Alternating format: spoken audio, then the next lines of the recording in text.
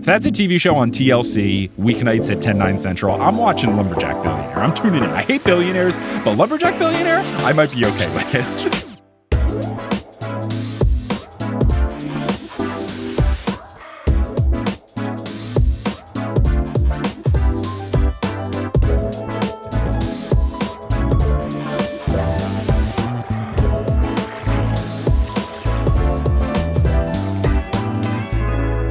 What's good? Thank you so much for tuning in to another episode of The Newest Olympian. My name is Mike Schubert. I'm the titular Newest Olympian. I am a grown man who never read the Percy Jackson books as a kid. I read them as an adult because I was determining if this was a book series that society had been sleeping on. I said yes, and now I'm seeing if society has been sleeping on the Heroes of Olympus series.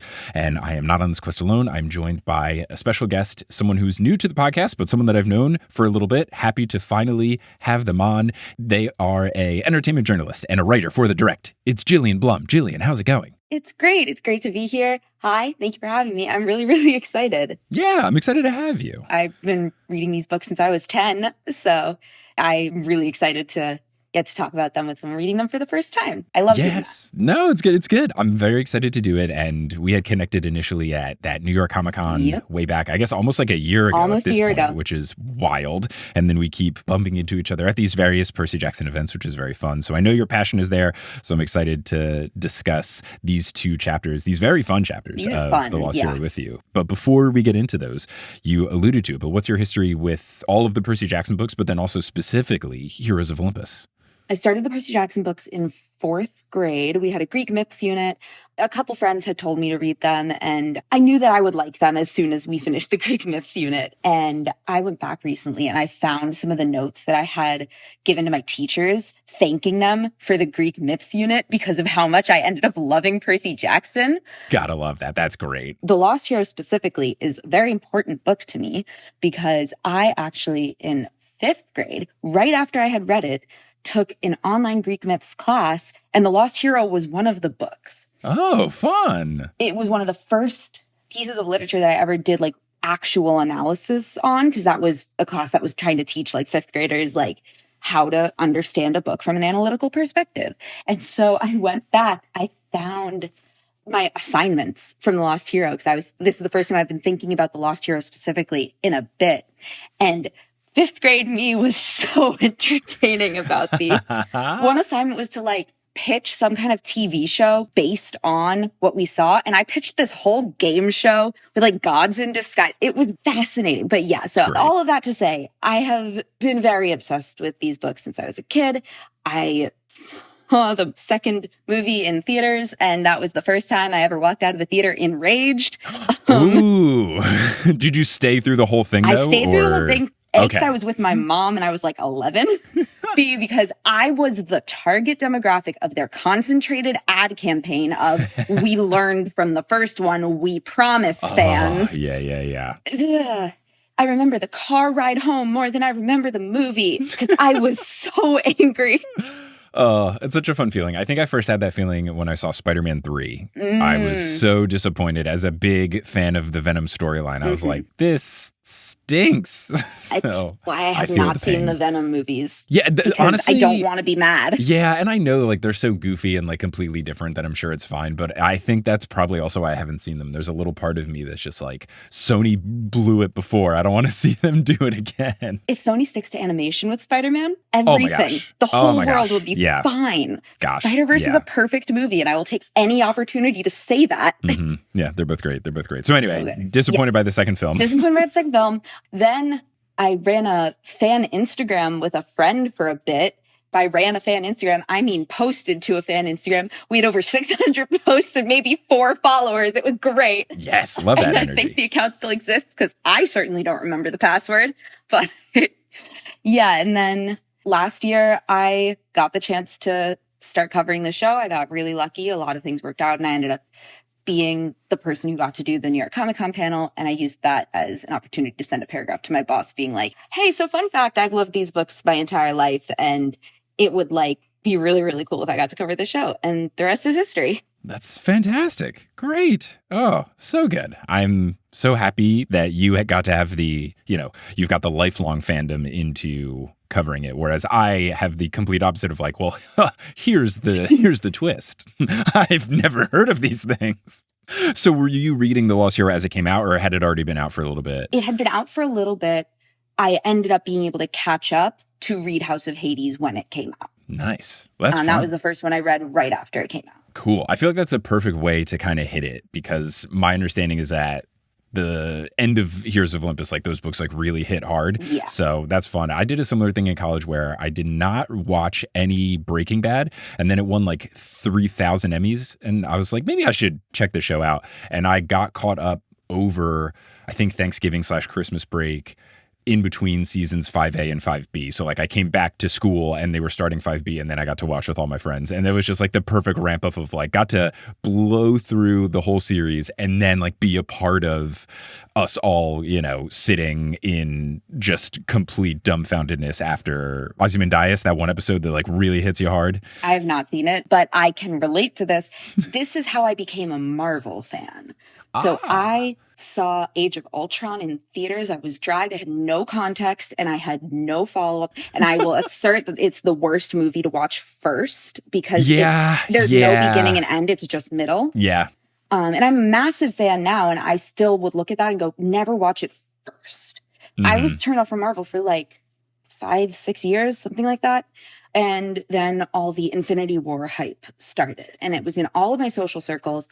And I happened to also, that same week that I started to really notice it, my cousins and my brother were watching Civil War, and they'd seen it before, but they were watching it again. And I just saw how much they were loving it. I was like, okay, clearly I'm missing something, and I want to understand this hype. So my whole family had loved Marvel. So this was pre-Disney Plus, so we went out, we found somebody who owned every Marvel movie on DVD. We borrowed them, and it was 4 weeks. We watched every single Marvel movie except for 2. The only 2 that I hadn't seen by the time we went to Infinity War opening day in theaters, I hadn't seen Doctor Strange and I hadn't seen Ant-Man. That was it. And I watched those maybe within a week after. I think those are the 2 that you were probably all right. That's basically what we decided. We said those 2 plot-wise would not be huge misses. And I kind of understood where they fit by that point. But that was just chaos, chaos, chaos.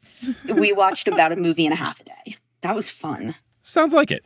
Well, let's get into these 2 chapters. Now, this is going to be over chapters 47 and 48 of The Lost Hero, where we last left our heroes. We had the helicopter situation where they asked last minute, hey, Leo, do you think you can fly this thing? And then he touched it and was like, yeah, I'm good. So we pick it up with that. And this chapter is called Leo. And what we will be doing, as we always do on these episodes, is by the end of the chapter, we will retitle it as if it was a quirky Percy Jackson title. I did that for a bit on a recent reread. I tried to do it for the beginning of Lost Hero. I lost track because I had remembered from something I've read or something I listened to or something that was something that you like to do. So I was like, I want to try to go back and see what I had. I could only find the first 2. I definitely did like the first 10, but I can't find the rest. My favorite was the first one, which was just simply I ... don't remember.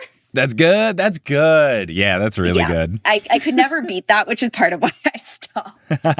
Yeah, just I'm one and done. I'm out. Perfect. Yeah, that's But I'm very good. excited to do that. I'm excited what I've been doing in my notes, because I just take all the notes for the show in a notes app, and then I put them up on Patreon for patrons, and normally I'll delete them out, but I have been keeping the chapter titles just so that now I have this like table of contents of everything that I've come up with. I don't know what I'm going to do with it. I don't know if I'll just like post it, or like, I don't know if there's some sort of merch item I could turn it into. You could make like table of contents style thing with it. Yeah, like I don't know. Do I go to a printing press and be like, "Hello, can I have a bunch of I even mean pages?" like if you just take it like Roman numeral style, and you could do it on even just a poster or something like something. Yeah, something. I'm keeping track of them. It's fun to see them all back to back, especially now. Like I won't know. I'd have to look back at them and be like, "What chapter is that?" Oh yeah. Because like I'm not gonna, especially since there's so many chapters in these books, it's gonna be hard to be like, "What happens in chapter 28 again?" So anyway, we've got Leo flying a helicopter, and chapter 47 opens with a trademark banger of a line, as these chapters do in Heroes of Olympus.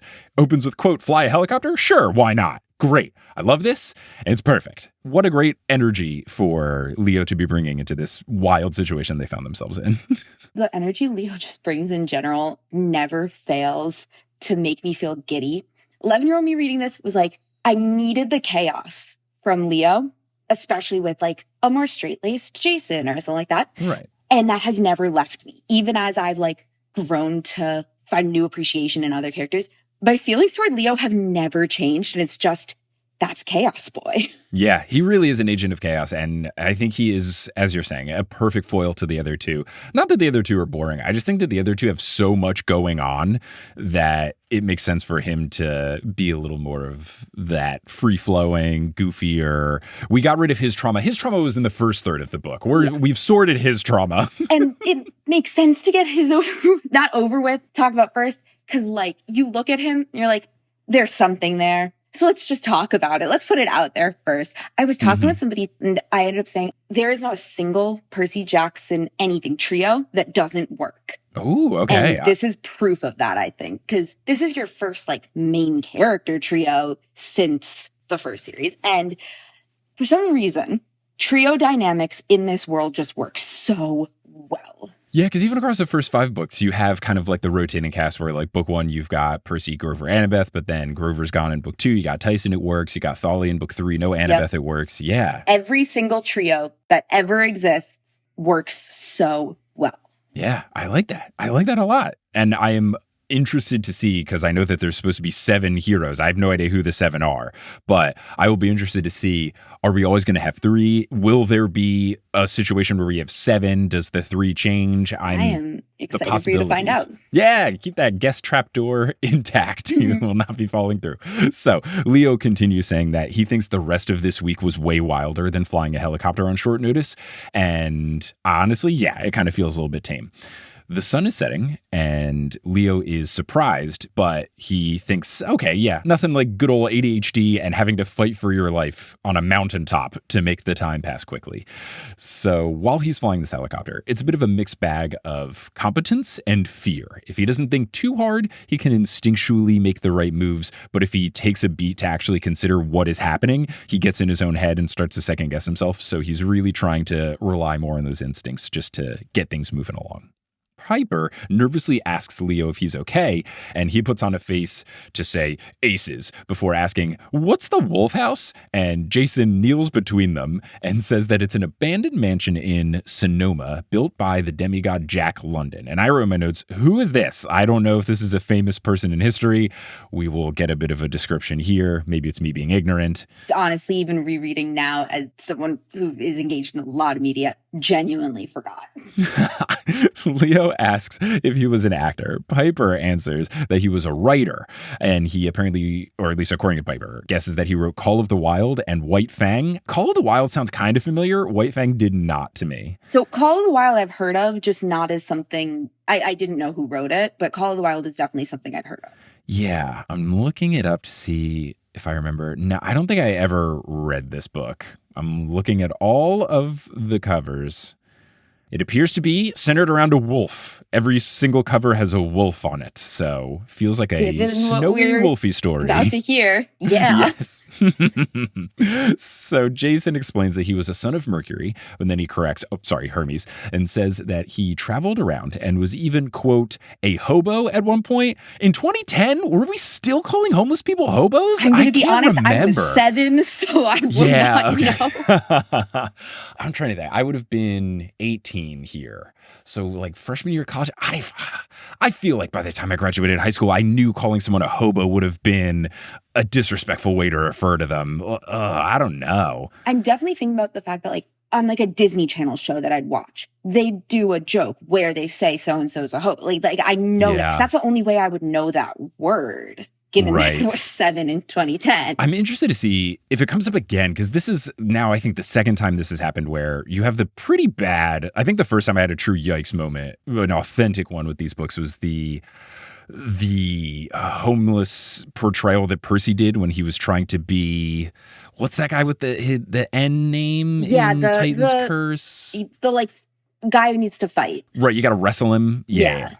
That was pretty bad. But again, that was like mid-2000s. But again, just felt like, are we still doing this in 2010? But I guess we are. It's interesting because I have one just yikes thing that always comes up in my head when I think about Percy Jackson. And I'm so glad they addressed it in the show. And it's fixed now with the way that ADHD and dyslexia were talked about as the like I know it's not actually that, it's something else, but you just think it. No, that's my like go-to, that's a yikes thing. But like, it's so prevalent in my mind when I think about yikes things in Percy Jackson. I forget about the little things like this. But then I was reading it and I was like, oh, right. Stuff like that. Yeah. There are a couple things too, smaller things, but. Yeah, thankfully it's nothing huge. It's just, language stuff here and there. Exactly. No, and I've always been forever so thankful that these books were like, as I was growing up, I was able to like learn a lot about respect and inclusivity. And as a kid, when you're growing up, especially as someone who this came immediately after my Harry Potter phase, I'm very glad that positive values are being spread very, very, very prevalently in a lot of significant ways here. Yeah, it's nice, and I'm glad it's continued. And look, we're still basking in the glory of. Has J.K. Rowling tweeted yet since, or is she still silent after the lawsuit? Since the lawsuit, I don't think so. But oh, it's so good. Thank you, Amon and the Olympics, for making this all happen. Thank you, France, for your laws about. I just hope it stays. Slandering. I don't want to keep seeing it. What bliss. We're almost 1 month of no tweets from her. Oh, God, the joy. Calm, like wave, like. Nature is healing. Nature is healing. So, anyway, Percy Jackson.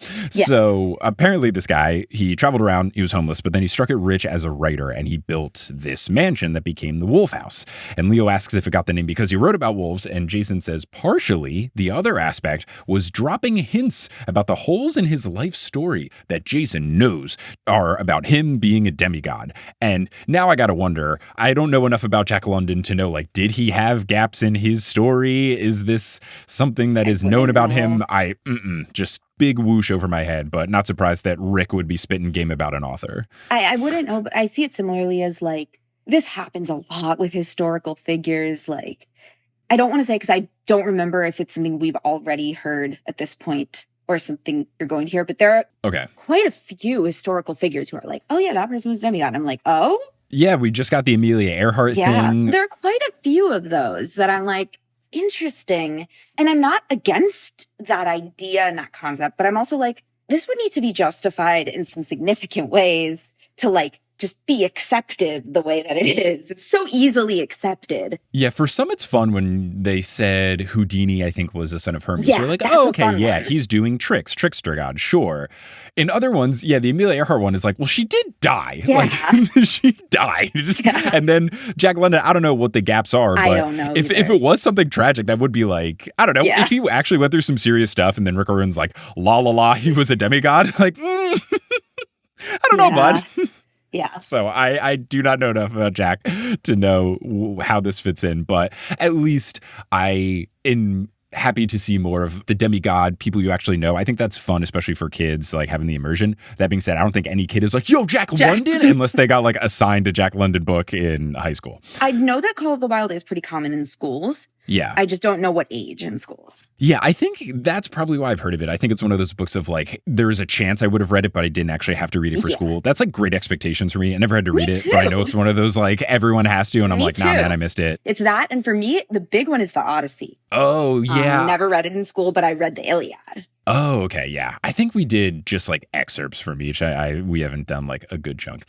So anyway, Leo asks if Jack London went to Camp Half-Blood. Jason says no, and Leo says that this is freaking him out, and he wants to know if Jason remembers his past or not, because it kind of feels like he does remember it. He can clearly recall a lot for someone who doesn't know anything. And Jason says only pieces, and none of the pieces are good. He adds that the Wolf House is located on sacred ground where London learned he was a demigod as a child, and that's why he returned to live there. But it turns out that the land wasn't for him, and the Wolf House was cursed. It burned down a week before he and his wife were set to move in, and now I'm very intrigued to look up the actual story. Jason concludes by saying that London died a few years later and his ashes were buried at the Wolf House. Piper then asks Jason, how do you know this? And Jason says it's because that's where he started his journey as well. He says it's a powerful and dangerous place for demigods. And if, as I am calling her only in the podcast now, Gia, because the audiobook calls her Gia instead of Gaia. And I think it's hilarious. I am still processing, after years of discourse, the Thalia reveal in the show. I'm getting used to it. I thought it was earlier because I was directed to a YouTube video of Rick, maybe at a book tour. It's very possible, but I know that when I read it, I had read something else recently where a Talia spelled that way was Talia. And then as much as I hate the movies, they did do that in the movies. So like that was where it was confirmed for me as something that I was already doing. Yeah. So I never questioned it until discourse started. And then I got stubborn fast. Yeah. Thankfully, I had someone send me a video where I think it was just like him. It might have been him like reading a chapter and he said Thalia. And I was like, cool. That's very, very possible. And I've seen a lot of people try to like argue it still now. And I'm like, no, I think it is kind of definitive now. I can take the L. Like, let's all take the L. Right. I would think that Rick Riordan, executive producer and co-writer of the show, would be like, hey guys, especially, and now we all have to live in a Castellan world now. That's how he said it in that Instagram reel. So like, we all have to come to grips with that now. So many of these. We will all go through this together. Gia? What are you saying? Gia? So I'm saying Gia because that's what the audiobook said. And I just like to think that it's just like an Italian woman. Okay. Sure. Yeah. Just makes hand-rolled pasta, tries to take over the world, et cetera, et cetera. I definitely pronounced it wrong as a kid. I said Gaia. That's less wrong than Gia. Gia is... But I'm forever now taking Gia. I think this is so funny. It's clearly incorrect, but I can't help but say it, and I will say it for every episode of this podcast forever. So, Jason says that it's a dangerous place for demigods, and if Gia can claim it, trap Hera, and raise Porphyrion from it all on the solstice, then that could be enough to wake her up fully. So I'm thinking, all right, I'm going to make my prediction of how this book ends. I'm thinking we're going to save the world, but it's not going to be we're completely removing the threat of Gia. I think we are going to have the heroes prevent her from waking, but it doesn't mean that she's gone forever. So very much sort of the lingering, will they return? Probably in, it would be funny if it exactly mapped the trajectory of Kronos in the first series where it's like, oh yeah, like towards the end of book 4, Gia's back. So I'll see. But that's my thought. And obviously for spoilers, you can't say. So I'm not going to say anything. When I like affirm or not affirm, I'm not affirming plot wise. I'm just affirming that I'm hearing you. You have said something. Yes, you have said a thing. I'm trying to be so careful because I had one specific huge thing in Heroes of Olympus spoiled for me. And I will forever be mad about it because it's like...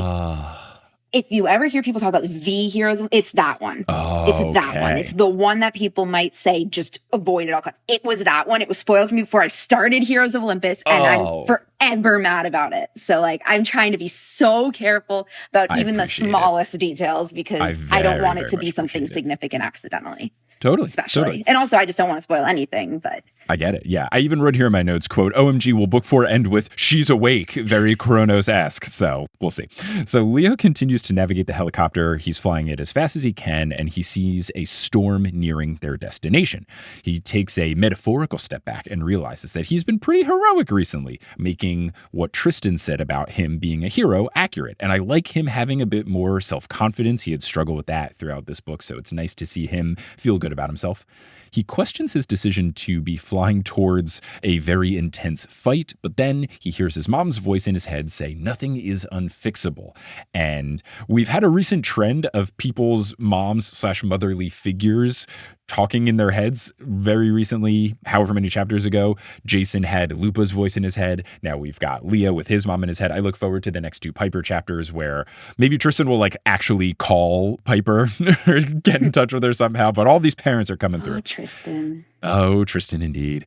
But Leo thinks, quote, accept the fact that you're gone forever, in response to his mom saying that everything can be fixed. And I'm wondering, and again, I apologize to put you in the chair where you just will go, Do not worry. I've had a lot of practice with this, especially recently now that I've started going to Marvel screenings. Okay. Yeah. So this is good practice for me anyway.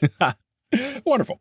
Now, here's what I'm thinking. I would love it if Leo gets some sort of Nico Bianca situation where even if his mom doesn't come back, because we've already had the book visit that's probably not a good idea, if he gets to talk with her at some point and we get a little I'm so proud of you, Leo conversation, that could be awesome. And we'll see if that happens. But I'm wondering if that'll come through. one of my favorite things with Leo's mom is the Morse code. I think Yes, that it's is so just a cute really, and really neat. cool. Mhm. It's one of those things that's like, that can come up literally anywhere at any time. And I love when he's like, was that Morse code or no? I like that kind of thing. Because when you're in a world of like, question everything, because you never know if Jack London's a demigod or something like Coins that. turn into swords. Exactly. Anything is Pens possible. turn into swords. It's all there. I love that there's something as innocuous as Morse code that like, that could be anywhere. Maybe it's in Leo's head, but is it? And you're always thinking about that. I like it. I do. It's really nice. Now, he was thinking about this after seeing Piper and Tristan be together, and he also was thinking about the hopeful reunion of Jason and Hera, so it's been on the brain. So the chopper falters a bit because Leo's thinking a little bit too much about it, tries to let those instincts take over again. He tells the team that they are about 30 minutes away, so if they want a nap, get in your naps now. And these books are kind of the testament of, look how much you can do on little sleep, but also sometimes you got to take those little tiny naps here and there where you can get them. And now as a recent dad, yeah, if I can get like a little 20-minute nap in, oh baby, that can go a long way. So Jason right away takes up Leo on this offer, passes out instantly, but Piper stays up. You get a few minutes of awkward silence, and I love that they have examined the linked friend dynamic, because in the trio, Leo and Jason are friends. Piper and Jason are friends / lovers / whatever they are. Leo and Piper are kind of friends, but Jason is the link. And I love the awkward situations sometimes when you have like, we're not actually as close, but we're sitting next to each other. Yeah, that's also a fun dynamic that you get with this trio that you don't get with Percy and Annabeth Grover, because Annabeth and Grover were friends previously, and then Grover and Percy were friends separately. And like they all have their connections with each other independently of the others. And I love in this trio that like those dynamics need to be built. Yeah, it's just a very different dynamic than the trio from before, which I think is fun. So you get the awkward silence, but then Leo tells Piper that her dad will be fine under the careful watch of Hedge. Leo looks at Piper and is taken aback by how much she has changed since the wilderness school, not just physically, but also in her presence. At school, she tried to blend in and go unseen, but now she commands attention. Piper says that she's not worried about her dad anymore. She's worried about Jason. And Leo agrees, adding that Jason remembering more and more stuff is scary and probably has Jason on edge. Piper wonders, what if he's a completely different person? And Leo, as the narrator, lets us know that he had that same concern, and that would be awful. But Leo tells her, no way. There's no way he could be a completely different person after all they've been through. And I believe that, because I think it's just that his memories are gone. His personality is not gone. I think the core of Jason has stayed intact. He's a nice guy. He's considerate. He's very delicately trying to walk this Piper dynamic, which is very strange and confusing and awkward at times and difficult. So I think he's still going to be that same guy deep down. I don't think he's going to get his memories and be like, oh, right, I'm actually a huge jerk. I'm the kind of guy that removes his muffler in his car so that you can hear me when I'm driving at 20 miles an hour down a residential neighborhood. So specific. Every time someone does that, it's like, what are we doing? Like, you went into Jiffy Lube and you were like, hi, I would like for my car to sound awful, and I would love it if you could just hear a when I'm going 15 miles an hour. I'm going to preface everything I say with this, which is this is not me talking about the future. This is nothing like that. Genuinely looking at this in isolation, something else is the way he's handling every bit of memory that he is sharing is also kind of a like, oh, he couldn't be that much of a terrible person. Because like if as he's remembering things with a warped perspective or something like that, he's going to share those in a way that feels out of character, right? Right. Yeah. I don't know. That's something I think about, but. No, I think it makes sense. He's not becoming increasingly different personality-wise as he remembers more things. Seems like the same dude who can just recall a little bit more about his life. Piper says she hopes Leo is right because she needs him, but then quickly corrects to saying that she needs to trust him. So I think that's fun that she's trying to, mask her very obvious feelings towards Jason. Leo understands because she just watched her dad, super suave movie star, break down. So Jason crumbling would be too much for her to handle. He also wonders if Tristan's insecurity is a trait that she inherited, and we're getting a lot of concern for Leo. I think that's nice. He's normally our big jokey boy, but he is showing concern for Jason. He's showing concern for Piper, and I think it's proving that he is a good friend, which I like to see. Leo is such a good friend. Yeah, he's been a good dude. Leo learns his best friend has amnesia and goes, oh, I can retell all my jokes. What a Best great, friend. Such a good approach to it. That is the thing I forever always associate with Leo. Number one thing is the first thing he does when he learns his best friend has amnesia is I can retell all my jokes. So fun. Leo tries to reassure Piper by saying that she's the most powerful beauty queen he knows. And this is a fun nickname. I like that beauty queen has kind of become their joking nickname, even though it's not a relationship on like Seaweed Brain. It's also way better than Sparky, which is what Piper called Jason previously. And I hope, we'll see how it goes. Sparky. I hope it is the one instance, because if that comes back, disgusting. So Leo tells Piper that she can trust herself and she can trust him as well. And she jokingly laughs at the notion of trusting him. He tells her to shut up, but then smiles because for a moment, this felt just like a normal hang with a friend. Quote, then they hit the storm clouds. And that's the end of chapter 47, but we know, all right, chapter 40 is going to be hype. I have retitled chapter 47, We Navigate Through Turbulence, because there's literal and figurative going on. Yeah. I like it. I like that. Do you have a a retitling of chapter 47? I would go goofier, I think. It would be like, I learned to fly a helicopter while flying a helicopter. That's great. Yeah, look, it's learning on the job. So now we will take our mid-roll break, the Lost Euro, where we talk about fun updates with the podcast and stuff like the ongoing tour and the new merch and all that other stuff. But we will then return to discuss chapter 48. Hello and welcome to the Lost Euro Shubio edition only in recording. I will be finishing the production work on this episode on the Amtrak up to Boston because yes, I am going to Boston for 2 live shows. One of these 2 cities has a playoff baseball team and the other one's Boston. So let's get into some podcast update stuff. Now when the Boston shows are complete, that means I will have finished reading chapter 10 of The Son of Neptune, which is the next book in the series. And there's a big plot twist that happens at the end of one of the opening chapters in The Son of Neptune. And if you are a patron, you can watch my live reaction to it. Basically, at the Toronto show, the plan was to live read the last page of one of the chapters. I'm not going to say exactly which one it is in case you want to be, whoa, gobsmacked as well. But there was a certain chapter I was supposed to read the last page of, and there was too much stuff to discuss in the 2 chapters we were covering at that show that I didn't get to finish the chapter. So I then hopped on with our guest Jenna Buck to finish our discussion of that chapter, and I live streamed the plot twist portion where I didn't read the last page, so it was me reading it live. The replay of that, which has a live chat replay and everything, so you can see what people were saying in the moment, that's up on the Patreon for any TNO tier. So if you go to thenewsolympian.com/Patreon and you join any of the tiers, $5 a month and above, you can get access to that video. It's very fun. And yeah, you can hear some of my thoughts about the next book if you're just so antsy for me to get to that next one. And speaking of that antsiness, in the near future, I will be posting videos from some of the other live shows. I definitely have recorded the Toronto show, and I'll put that up at some point. I should be recording at least one of the Boston shows, but I'm not positive. So I'm trying to do that now. When I do these shows, I put the videos up for patrons, early access for any of the TNO tiers. I've mentioned live shows. We have other live shows on the horizon. We've got New Orleans on October 24th, Dallas on October 30th, Philly on November 7th, Vienna, Virginia on December 3rd, and Austin, Texas on December 16th. You can get tickets to all these shows at thenewsolympian.com/live. Now, last mid-roll break, I said something about the Patreon and Apple and payments changing, and I was not fully correct. So if you're already a member of the Patreon, don't worry about it. You're good. Nothing changes.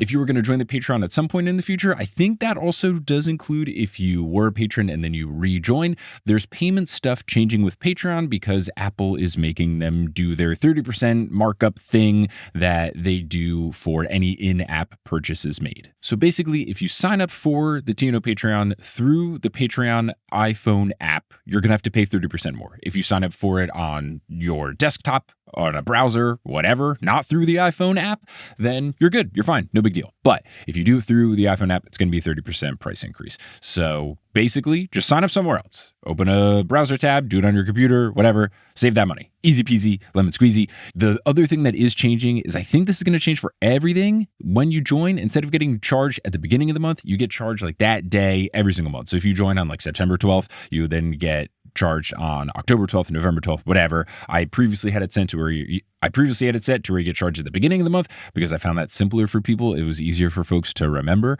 And I think if you've been getting charged at the beginning of the month, that date is going to stay the same. But for folks that join in the future, that'll change. So that has been Patreon Corner. If you go to the TNO Patreon at some point soon, because all these changes happen in November, at some point soon, I will make a post kind of just sharing what they shared. But also Patreon has a bunch of articles, so you can just like Google it as well. Other TNO things, there is a shipment en route to the merch company that does my merch store at thenewsolympian.com/merch that has a new crop of TNO beads as well as 50 more of those Heroes of Olympus signed posters. Those sold way faster than I was anticipating. So we're going to have 50 more of those up on the merch store. And then I believe 200 of the beads. So folks have been asking about those. They will be live at some point in the near future. Just keep listening to these Midroll breaks and follow us on social media at News Olympian on Twitter and Instagram. I'll post whenever those are live. But those restocks are happening. And once those restocks are complete, I will progress on to the next merch item, the I Took Latin in High School notebooks, TNO edition. We did them for Potterless. Now we'll be doing them for TNO. We've got the design ready. Just wanted to finish this stuff first. And now that shipment is in the mail, I can make moves on the next thing. No, I mentioned the Patreon. I want to give a shout out to the folks who joined the Patreon most recently. So shout out to our newest Mega God Tier patron, Christina Auger. Shout out to our newest Super God Tier patrons, Disney 15ish and Foolery with Nori. Shout out to our newest God Tier patrons, Caleb Craven, Lizzie Holiday, Bailey Cribbs, Katie B, Hephaestus's Favorite, Bryson Hutzel, and Lewis. And shout out to our newest Demigod Tier patrons, Emma, Teska Grushka, Ids Beeman, Pipes the Piper, Val Vergara, Melissa Rounds, Pearl Tiger, Abby Howard, Gladiola the Pink Poodle. Yes, Gladiola had 5 O's in it. Fallon Sullivan, Hannah Lynn, and Nothingness. Thank you so much for your support. May Hermes, God of Travelers, help you to pack your suitcase perfectly. Just the optimal space layout and everything so that you don't have to sit on the suitcase to zip it shut. You get it all in there just as it needs to be. Perfect fit. Now, if you're all caught up on the News Olympian and you're looking for some new content to consume, I have made a lot of podcasts, and I think you will enjoy the podcasts that I've made. If you're enjoying the News Olympian, you may enjoy its semi-predecessor, Potterless. Potterless was a podcast that I made, and I still post episodes to the feed from time to time. It was me reading the Harry Potter books for the very first time, and it was me starting at age 24, which, oh my God, it's almost 10 years. But if you want to hear me going through the Harry Potter books in a similar format to the News Olympian, you can check out Potterless. It is a podcast where I cursed, so if you want to hear a slightly different Mike Schubert, you can get that. And if you want to follow my growth from, oh, this is a hobby to a side gig to a full-time job, there's also that element to it. There's over 200 episodes. There's a bunch of stuff. We cover the books and the movies and then fan-made stuff and spin-off stuff, and I trash J.K. Rowling all the time. It's wonderful and beautiful, and I think you should listen to it. You can get that at potterlesspodcast.com or by searching for Potterless wherever you get your podcasts. Now, unless you're listening on Patreon where you get access to ad-free episodes, you're going to hear words from a few sponsors to make it feasible for me to be a full-time podcaster. Some of those ads will be read by me, and others of them won't be. The ones that aren't read by me are inserted locally, so if you live in Boston, do be surprised if you hear an ad for playoff tickets, because the Boston Red Sox did not make the playoffs. But I guess don't be surprised if you hear an ad in a Boston accent or something. I don't know. Once those ads are complete, we'll get back to this episode of the News Olympian.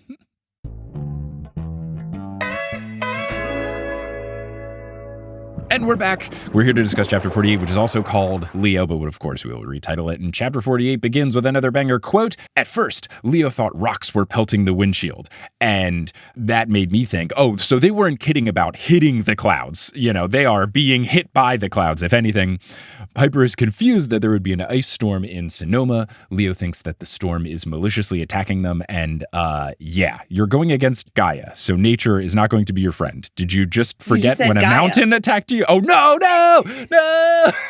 You're going against Gia. Did you not recall? Did you already forget that a mountain tried to eat you? Come on, man. So yes, definitely a malicious storm. Something that I just realized is this is the first time we're getting to see demigods on a quest in the sky, because there's no Percy. Mm-hmm. Right. It's the inverse. That just hit me, and I'm like, it's really fun. It's cool to see sky dynamics, and I hadn't thought about that in 10 years. I look forward to the Trials of Apollo, which will take place in outer space.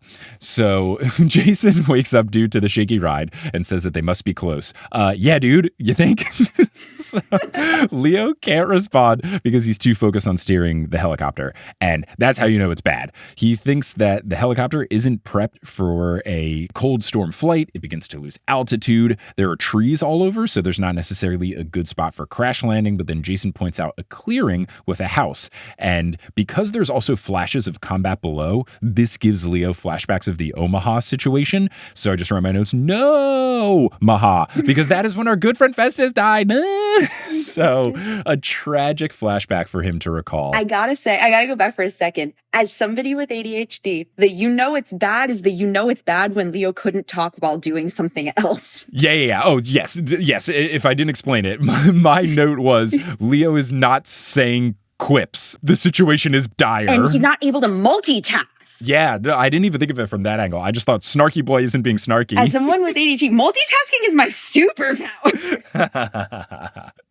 Now, Leo is able to do a normal landing about 50 yards from the house, and just as he wants to take a sigh of relief, he sees a dark shape hurtling towards them, so he yells for everyone to get out, and it turns out that this dark shape was a giant snow/ice/dirt ball that was thrown at the helicopter, and it just completely totaled it. And this is the easiest prediction ever, because when they got in the helicopter, or they took it from the ranger, they said, we'll bring it back in one piece. The death wish was signed, sealed, and delivered, and here is Chekhov's death wish. Yeah. My thing in media is if they tell you every step of a plan, it's never going according to plan. Yes. It's that equivalent. I don't know if there's a name for that phenomenon or if it's just something I heard on Brett Goldstein's movie podcast, Films to Be Buried With, but he at one point said sorry to ruin every movie for you ever, but if a plan is described, it will fail, because if they describe a plan and then they do the plan, what was the point of showing it to you? It's why they do the whisper fade out when it does go according to plan. Yeah, right. Yes. If anything, it has to be the narration while it's happening. Those can happen, but if they say all right, let's do this, and then they go, it's oh, especially man. If they show it in how it's supposed to look, you are never seeing. No, never. If the whiteboard is brought out, game over. It's not chalkboard. No way. Not going to happen. So Leo says that they must owe the ranger a new chopper. Yeah, probably. Maybe Hephaestus or Daedalus can make one for him. Piper points out where the fighting is, but then realizes, oh, just kidding. The fighting is all around us. Leo sees the mansion and envisions how it looked before it was in ruins, and he thinks it had the vibes of something that a lumberjack billionaire would build. Half log cabin, half castle, all wolf house. And I gotta say, I would watch Lumberjack Billionaire. If that's a TV show on TLC, weeknights at 10/9 Central, I'm watching Lumberjack Billionaire. I'm tuning in. I hate billionaires, but Lumberjack Billionaire, I might be okay with. The only thing I can think of when I think Lumberjack Billionaire is if everything in the world was perfect, that is exactly what Bruce Wayne would want to do with his life. Gosh, yeah. No bats in the woods. None. He would go live in the woods off the grid, but people he cares about knows where he is, but off the grid. Be a lumberjack, but also not have to worry about actual survival. Yeah, this is the good TV show. You get a kid who is supposed to have some sort of trust fund situation, doesn't want to do it, decides to become a lumberjack, and then falls in love with it. That's the plot of Lumberjack Billionaire. Great. Yeah, we've done it. Perfect. Let's get, we're going to end the Zoom call. We're going to go write this show, guys. Perfect. We'll see you later. See it on Broadway in 2 weeks. Okay. So they'll do everything. It'll be on Broadway, then they'll make a movie out of it, and then they'll make a musical. It'll get Matilda treatment, right? Book, movie, musical, filmed. Done. Great. Beautiful. I look forward to the Matilda Lumberjack anime. Billionaire. That's coming out soon. Yeah, Lumberjack Billionaire. It's going to be everywhere. So they hear Thalia call out for Jason and run towards them. And an Earthborn emerges behind her. Leo warns her as the team rushes to help. She does a flip, loads an arrow, lands in a kneel, and gets him between the eyes. What a vibe. Thalia's the coolest. I love her so much. Gosh, she's so cool. She's so cool. So cool. She tries to retrieve the arrow, but the head of it snaps off, and then she groans because that was her last arrow. Leo compliments her on the shot. She says nothing, and that makes narrator Leo think, oh, well, she must think I'm very cool, because narrator Leo, no clue about the situation. God, so fun. I love these dynamics with characters we're meeting and characters we know. It always makes me so happy. It is really fun. And it's such a fun thing to do in this book where we've got a sprinkling of Annabeth, a sprinkling of Thalia, the brief mention of Percy. But I would hope that later into the series, we get full-fledged, genuine, someone we like is here the whole book. Grover's here the whole book. Tyson's here the whole book. And I get we got to establish our main trio first. And I guess we got to meet the rest of the 7 first. But if we're getting to books 3, 4, 5 and it's just everybody's here, ooh, that would be so fun. I'll just have to see what happens. So Thalia hugs Jason, nods to Piper, and says that they've come just in time. She explains that Earthborn and wolves from Lycaon are attacking, as well as storm spirits. And Piper's upset because they just gave the storm spirits over to Aeolus. But Leo reminds her that Aeolus tried to kill them and guesses that he's helping Gia. And then Thalia says the monsters are reforming right away, right after they die. She explains that the hunters kind of captured Wolf House and set up a base there quickly. They sent the guards to Tartarus. Who would the guards be? Does this mean wolves? I'm wondering, or was it Earthborn guards? Yeah, she said it like I was supposed to know exactly who the guards were. And I was like, but who were the guards? Like, who was there? I've never read anything of the Star Wars books or whatever, but I know the Knights of Ren were mistreated. And that's how I imagine these guards now, because that connection happened in my brain of guards that you're supposed to understand with no context. Yeah, I'm not exactly sure. I don't know if it was implied, but they took over the guards. And unfortunately, then an ice storm rolled in and more monsters came with it. She thinks that this is all a trap to kill anyone who tried to rescue Hera. And Jason asks, okay, yeah, Hera, where is she? And Thalia says she's inside, but they don't know how to break the cage. Sunset is mere minutes away, and Hera believes that that is when Porphyrion will be reborn. Thalia also worries because monsters get stronger at night, and I guess that's just canon now. I know that they've talked about it a couple of times in this book. Was that ever established in the first 5 Percy Jackson books? I think so, because I don't remember that fact. Okay, yeah. It was one of those things where they had just said it like once or twice in The Lost Hero. And like, yeah, I guess it makes sense. Now, the monster rules I remember are the cell phone rules. Right. Smell cell phones. That's the one I remember. Yes. It's this. Yeah. Cell phones, social media, none of that. That's what I remember. That's great. It's like you send off a tweet and they're like, demigods. Well, let's also establish that I was an 11-year-old who loved social media AUs on Wattpad, but questioned the canon complicity of literally all of them. Great.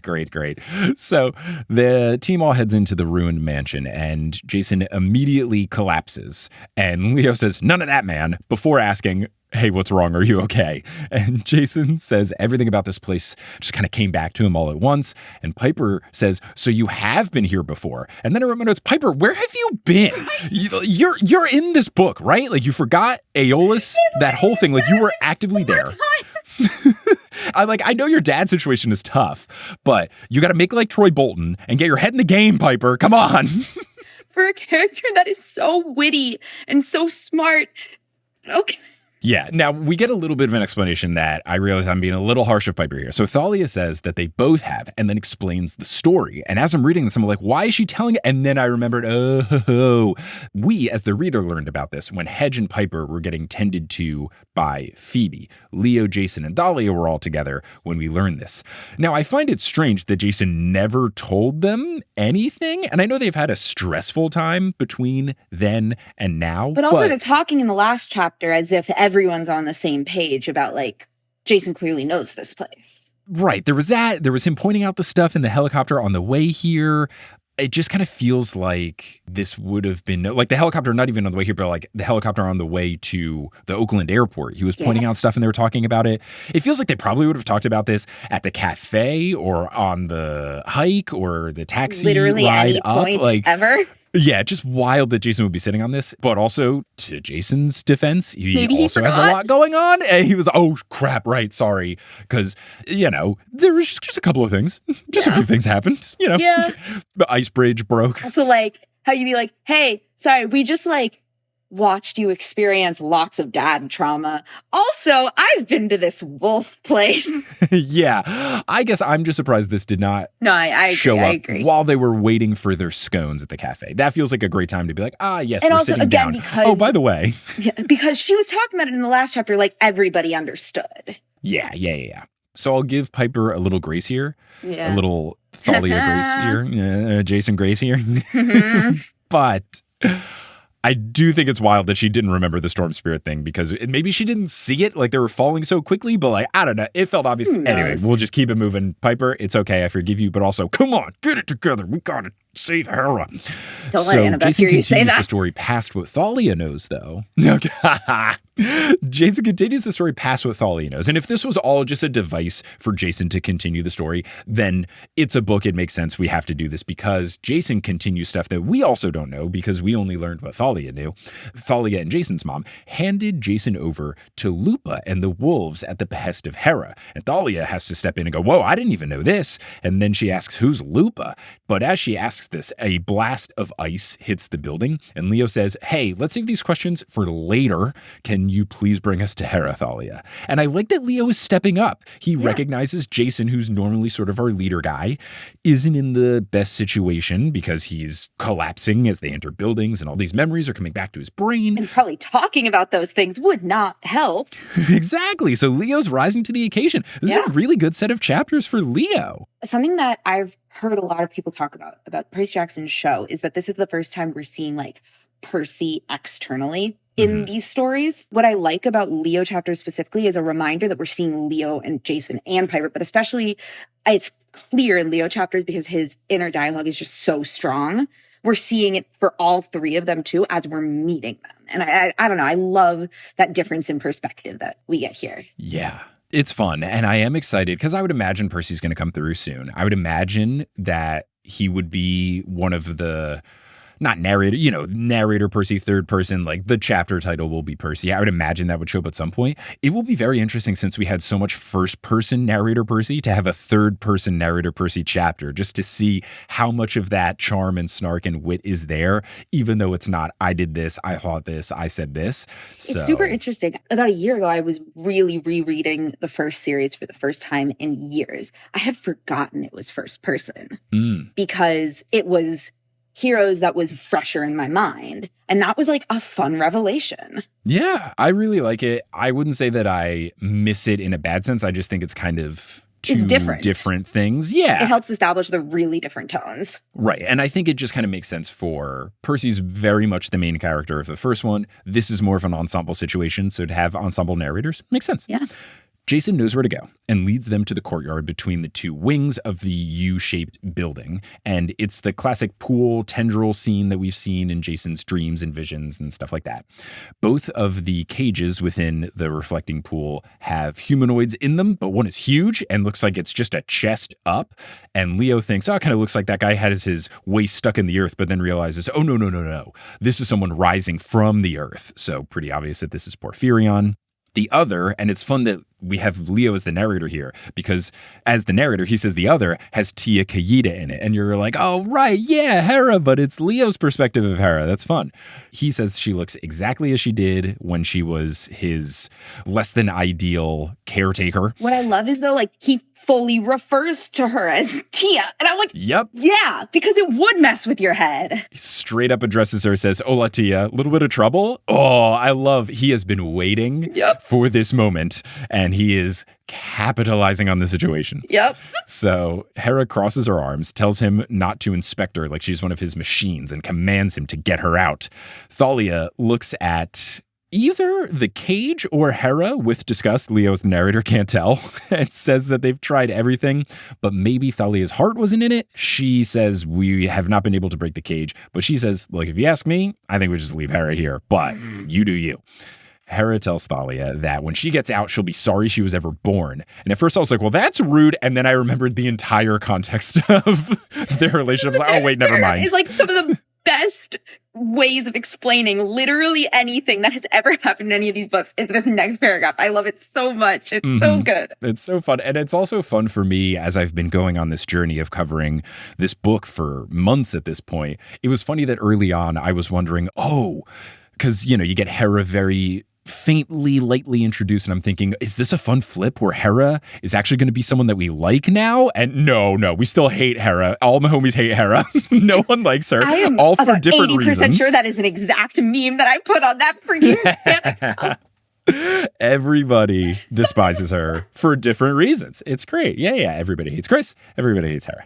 So Thalia yells, save it! And then says that Hera's been a pain to every child of Zeus, and even beyond that, citing her beef with Annabeth, the cow dung related beef, which Hera tries to justify because apparently Annabeth was disrespectful. Absolutely not. Thalia reminds Hera that she dropped a statue on her legs, and Hera says that that was an accident. Thalia says, okay, yeah, you also took my brother away from me. And at that point, Jason intervenes because it's getting too heated. And he says, look, now is not the time for this. How about you go help the hunters? We'll sort out this situation. He also calls her sis, which like... Yeah, it's cute. That's cute. Yeah, I like to live in the canon that is something because he was only 2, so I guess he wouldn't have like had some sort of name for her. But I do like that he is already... It could very well be something that like she told him to call her. Like, I'm trying to get that to be his first word. Right. And Thalia being the cool punk rock person, she would want a fun little call me sis. 100%. That's definitely what was 8-year-old Thalia, 7, 8, 9-year-old Thalia. She would be, call me sis. So Thalia begrudgingly agrees. But as she leaves, she tells Jason that she thinks Hera isn't worth the trouble. So I like that she's made it a point to tell Leo and Jason, hey, yo, she's not worth it. Don't do it. Annabeth would be proud. She would. Oh my God, they're going to be, the bonding that they're going to have after this situation. Is Hera, and it's one other character that like I think the entire fandom collectively could just hold like a hate club meeting for, and everyone would show up. And if I will continue my thesis statement, one day that will be Luke, but the folks in Monster Dome will never let that happen. They will never. I'm not going to say it, but yeah. There's too many Luke apologists. I could never see anybody being a Luke apologist until I saw Charlie Bushnell do it, and I'm like, oh, I think I get it now. We're approaching book Snape, movie Snape with the TV show. They have made him so true. Completely different, which is fun. I think it's a fun character, but we're approaching different characters. Right, but I never got it at all until that. Yeah. And then I texted my best friend. I was like, I think I understand why people who were older when we read these books were like, actually listen to Luke sometimes. I'm like, I'm not saying that I necessarily would do that, but I get why now. And that's why I like what Rick's doing with the show. I think Rick realized by book 5, like, I probably could have set this up better. And now he's getting the second chance with the show. And now the way they're doing it in the show, it's believable. So long as they don't do that one thing from the freaking end that ruins literally all of it. You're like a brother to me. Yeah, we're not doing that. And I don't think they're going to do that. Given I hope they don't. Given that Annabeth chucked a dagger at this dude's face, I think we're safe. No, it was that, and this is literally in my notes from the first time I watched it. It was, he called her little sister immediately. We're fine. We're good. This is immediate. Yeah. This is within like maybe 20 minutes. Like, it's perfect. Fine. Perfect. Leo tries asking Hera for clarification about the, quote, intestinally challenged cow curse, because that is the phrasing that Thalia used. And Hera instead just tells Leo to focus on the cage. No, she would want that. Mm-hmm. She turns to Jason and says that she clearly chose her champion well. And Jason immediately says, I'm not your champion, lady. Love that he called her lady. Love lady? Great. That's great. Lady's a fun one because it's very tonal. It's also like, it has similar energy to the way Leo's been seeing her. Yes. Yeah. Babysitter, like. Yeah. But lady's fun because if you say like, hey, lady, like, it's very dismissive. Yep. But then also you can do the whole like, oh, a lady, like all fancy. Or you can do, for me at least, I don't know if this is like a universal thing or just in college, powder puff, the girls' football is like huge, where all the dorm buildings at Rice would play against each other. And a chant that we would do at mine is we would just scream like, let's go ladies. Yeah, I've definitely heard that a few times. Okay. Like I've heard it like at soccer games and stuff before. Yeah. So I always enjoy that. I was in dance competitions as a kid, and that was definitely a thing that would happen. Okay. As a woman, there was someone once in my life that was like, don't ever call me a lady. Like, she was like very like, I viewed it as a derogatory term, I guess. She thought it was like dismissive. I mean, everyone has the right to their own opinion about what they want to be called. I don't see that one as like, we hear ladies and gentlemen all the time. Like, yeah. Wild that we still do, right? Especially with gender stuff. You know, it takes so many more syllables than saying everyone, ladies and gentlemen. It's so wordy. Something about me. I know way too much about theme parks. Theme parks are like, I have an original map of Disney with a bunch of stuff that was never actually built. It's beautiful. Great. But there was a massive controversy, I put in air quotes, a couple years ago when Disney decided it was going to change from ladies and gentlemen, boys and girls to ladies and gentlemen, boys and girls, dreamers of all ages. Which, like, why not just do dreamers of all ages? Yeah, just so many phrases. But also that was apparently too much for people. Because ladies and gentlemen, boys and girls was always like a thing at Disney parks. It was like how parades would open, how everything would open. I'm glad that they like have made it more inclusive. I think that's great. But why not just do dreamers of all ages? It's wild to me that the type of people who are anti-pronoun and anti-inclusive language, why do they want to make things harder? Kelly and I, my wife, were reading these parenting books. Every time they say like he or she, him or her, just son or daughter, like just say they and child. Like what are you're wasting ink. And like I don't understand people who are like, no, you got to say his or her. Like just say they. Like it's so much. Don't you want to say less things? Like don't you want to have simpler language? Why are we fighting for cumbersome speech? It's so whack. This is tangentially related, but I was talking about this the other day, and I think it is so funny. When people were getting mad, someone was like, oh, there are pronouns in Star Wars now. This is the best internet interaction I've ever been a part of. It was the entire comment section was just everyone saying their favorite lines from Star Wars that have pronouns in them. It was beautiful. It was so good. And the fact that my favorite online interaction of all time comes from Star Wars of all things, amazing. Yeah, that's tough. Star Wars online interactions can be hard. But that one, when everyone collectively just went, we're going to just recite Star Wars lines that have pronouns in them, beautiful. The best pronoun tweet that I've ever seen, and we can end this little tangent on this, is someone just tweeted once, non-binary, what would I even call them? And like, that was the joke, and it's perfect. It's absolutely perfect. Oh my gosh. Okay. So anyway, Percy Jackson. So Jason calls her a lady and then explains that he's only helping her to get his memories back and because she's better than the other caged beings, so she's the better of the two options. And Hera explains, as if it's not obvious enough to all of them and us, the reader, that the person in the cage is Porphyrion and Gia needed her power, Hera's power, in order to raise him. Leo says, quote, so you're like a heat lamp or fertilizer? Ooh, he was chomping at the bits. So mad. He had every right to be mad. 1,000%. It's a perfect situation. His longtime rival is literally in a cage, like, and needs his help. And also this is the only time he knows that this is the only time he's ever going to have more power than she does. 100%. You gotta use it while Milk you can. It. Gotta, like exactly. Hey, we're all back. Bang, bang, bang. So Hera glares. Leo doesn't care because she's been making his life hell for years. Hera reminds him that if they don't save her by sundown, it's game over because Hera will have a choice. Marry Porphyrion. I forgot about the wedding element of it. Marry Porphyrion or be consumed by the earth. And she says she will choose the latter and everyone will die because Gia will rise. Leo then asks if they can just blow up the other cage. Hera says that without her, they don't have the power to do so. And she says, quote, you might as well try and destroy a mountain. And I wrote in my notes, been there, done that. Literally. And Jason immediately replies, done that once today. Fantastic. Hera demands that they release her. Jason asks Leo if he can do it. Leo says he isn't sure and wonders why Hera hasn't freed herself yet. And Hera explains that once trapped, a god's power is useless. And she cites the golden chair trap of Hephaestus totally as an forgotten example. that this was ever mentioned in the books. And then I had my moment of like, oh,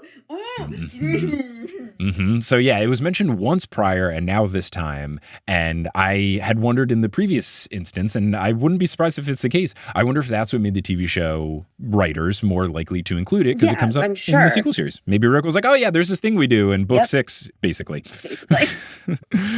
She cites that example and then says, I had to beg for my freedom and I had to apologize for throwing Hephaestus off of Olympus. And Leo thinks that's fair, which it is. It is so fair. So fair.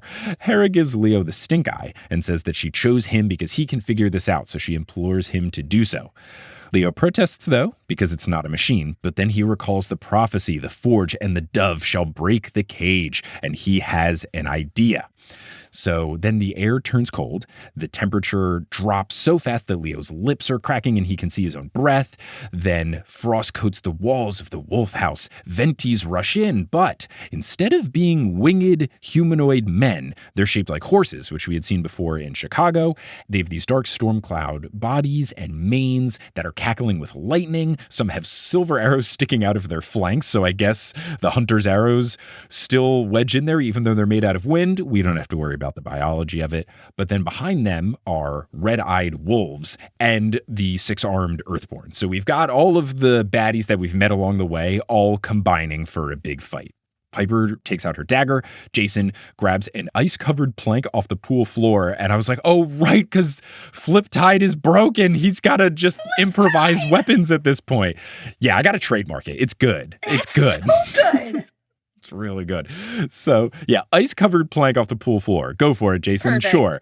Leo reaches into his tool belt, but because he was so flustered by the situation, he can only retrieve breath mints. Don't know if that's going to help them in this situation. So he puts them back in, hoping that no one notices. I love that he still gets embarrassed in this moment. Also, like, in any other situation, the fact that he could just conjure breath mints from his belt would be cool.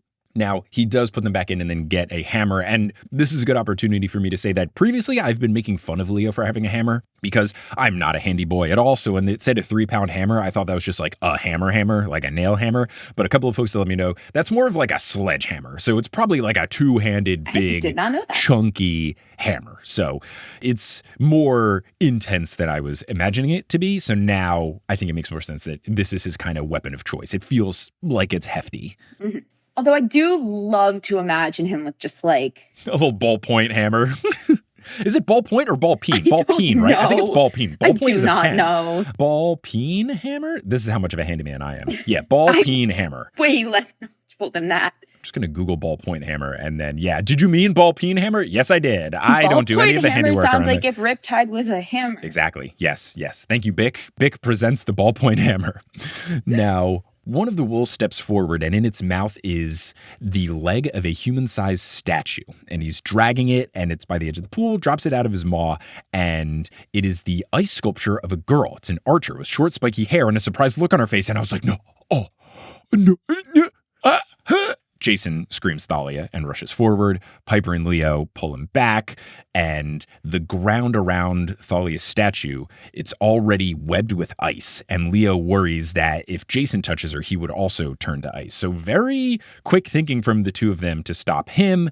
Jason is furious, yelling, wanting to know who did this. He starts to have electricity emit from his body, which is cool. And then he says, quote, "I'll kill you myself," which is definitely a more intense Jason line than we've seen. We've obviously seen him do well fighting-wise and stuff, but I don't know if we've seen genuine rage like this from Jason before, and I really liked it. I like that it's this that pulls it out. Yeah, yes. His familial connection. It's great. Again, there's no worry about what kind of person he is when that's his instinct. Mm-hmm. And I was wondering, now that I've finished the chapter, I know what it is, but I was really curious as to why ice would be Gia's thing. And I completely forgot about who it ends up being. And it makes sense. And this is just the classic, like, you know, it was a quarter of the way, a third of the way through the book. Mm-hmm. So it's just been so long that I forgot this character literally existed, because Leo hears a girl's laughter behind the monsters, and it says clear and cold in the book. And when it was girls laughter, clear and cold, I was like, oh, Ice Princess is back. No way. So she emerges. She has a snowy white dress. She has a silver crown. She's got her long black hair and her deep brown eyes. And Leo, since he's the narrator, still thinks that she looks beautiful. And she hits him with, quote, "Bonsoir, mes amis," which is good evening, my friends, because I know very limited French. And no friend. I know survival French because I lived there for a couple of months. Fair enough. But just enough stuff to get by.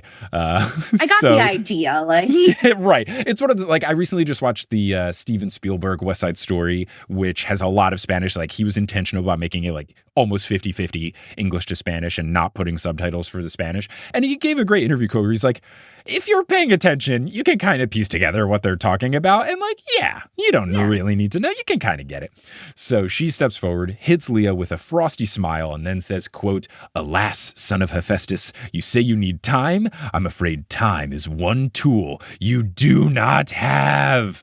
And that is the end of chapter 48. Super intense. Oh my goodness gracious. To lighten the mood a little bit, if you want to know something fun, Yes. being a Percy Jackson fan in like 2012, 2013 meant Frozen came out when I was a Percy Jackson fan. Oh, very And fun. there were many, many, many Keone, Elsa jokes, memes, actual interesting analysis. It was cool. It was fun. That is very fun. That's very fun. Well, this was very fun. Gillian, thank you so much for joining and being a guest. Glad we could finally make this happen. If folks want to find you doing stuff, where can they find you doing stuff? Yeah, so Twitter, I won't call it anything else. Twitter is the best place to find me. I'm Gillian Blum, Gillian with a G, Gillian Blum. Same thing on Instagram, but there's a dot between. So Gillian.Blum.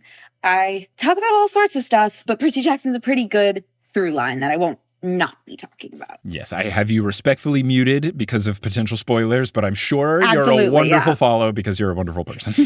Right now, it's a lot of Halloween Horror Nights with Universal Orlando. I decided for nothing but my own enjoyment, I am tracking everybody's ranking list statistics, as many as I can find on the internet. My spreadsheet has like 265 plus people right now. It's been so much fun. Ranking like the individual like scary houses in? Yeah, so there are 10 houses that Universal Orlando does. Everyone comes out each day. At least one person will come out with a new ranking list of their favorites or scariest or whatever. And I have put them all into a spreadsheet. I have a lot of statistics, explanations, and it's not statistically perfect, but it's good enough. It's been super fun. It's been a fun little project. As a scaredy cat, I appreciate this because I was terrified of these. If I was ever... It's why I'm doing this. I want to engage in the community that I love and that I want to be a part of, but I will never, ever do most, if not all of these. Yeah, I've done one. There was a place in Houston where I went to college that would do it. I don't remember the name, but it was one of those things where like all your friends are going, so you kind of have to go.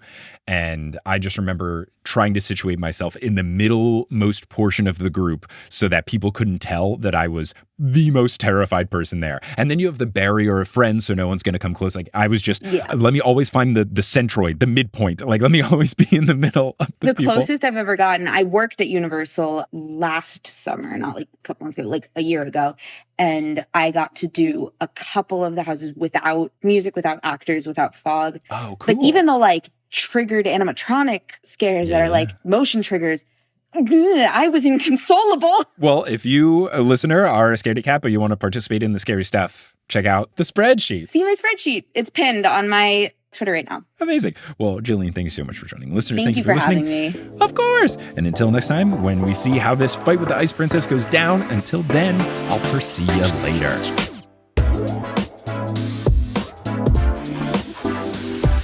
Hello. Thank you so much for listening to this episode of The Newest Olympian. This podcast is created, hosted, and produced by me, Mike Schubert. I also run the social media and the website. Our editor is Sherry Guo. The music is by Bettina Campamanes and Brandon Grugel, and the art is by Jessica E. Boyd. If you can't get enough of the podcast, you can get involved in a couple of different ways. First, you can support us on Patreon, where you get bonus content. You can go to thenewestolympian.com/Patreon. You can also find us on social media. We're at Newest Olympian on Twitter, Instagram, and Facebook. You can go to our website, thenewestolympian.com, to learn more about the show. You can check out live shows that we've got coming near you at thenewestolympian.com/live. You can check out our merch page at thenewestolympian.com/merch. That's also where the TNO coffee lives. And for community stuff, we have a subreddit where you can chat with folks, reddit.com/r/thenewestolympian. And we also have the Discord, which is accessible to all folks on Patreon. Speaking of the Patreon, I want to give a shout out to our folks producing at the highest tier, our producer level patrons. Shout out to Kelsey Gillespie, the Damn Steam Nuggets, Vicky Garcia, Veronica Bartova, Frida Vikstrom, Megan Moon, Craig McRoberts, Taylor Payne, Sabrina Balsiger, Boney Pony, Polly Burridge, Nikki Harris, Tatiana Schmidt, Sandra Rose, Josh Sayer, Josh Wilkie, Abby Ryan, Ashton Gabrielson, Marco Redhouse, Sam Reeby, Riley Giddes, Mrs. O'Leary, Milo Kim, Sandkopf, Julia Kendall, Rike, John Drillsma, Rayla Matthews, Sky Mallory, Persasabeth, Aiden Parziani, King Bastion, One Damn Distraction Coming Up, Ginger Spursboy, A Cup of Solace, Meg Roy, Bradamus Prime, Skylar Sisters, Scott Sheldon, Sophie, Natanya Page, Ann M. Thayer Cohen, Finley McLeod, Sarah Elise Arnson, Bella, Hayden Neal, Percy Jackson, Han Haley Hingleheimer Schmidt, Catherine Sloan, Jessica Phillips, Haley Mary, Jim Jam Koopy, Kitka Crumbs, and Christine Parkin. If you want to help out the show in a non-monetary way, word of mouth helps the show so much. Whether you post about the show on social media or you reach out to someone directly, someone who you know is a big Percy Jackson fan, or someone you've been trying to convince to get into the Percy Jackson books, saying, hey, there's this podcast, it's called The Newest Olympian, it's really good, you should check it out. Also, you could leave the show a rating and review on whatever podcasting app you're using. Whatever you do to spread the word of the show really does help. I'm appreciative to anyone who has done it in the past, and I'm appreciative to anyone who will do it in the future. But I'm just so thankful that you tuned into this episode, and I hope you tune into our next episode, where we will be joined by Morgan Danielle to break down chapters 49 and 50 of The Lost Hero. But until then, I'll Percy you later.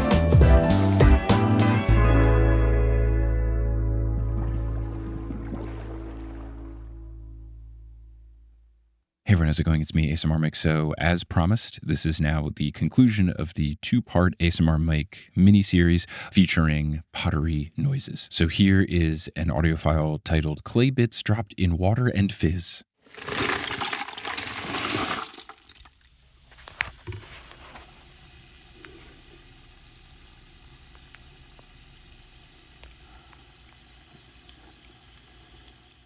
Thank you so much for listening.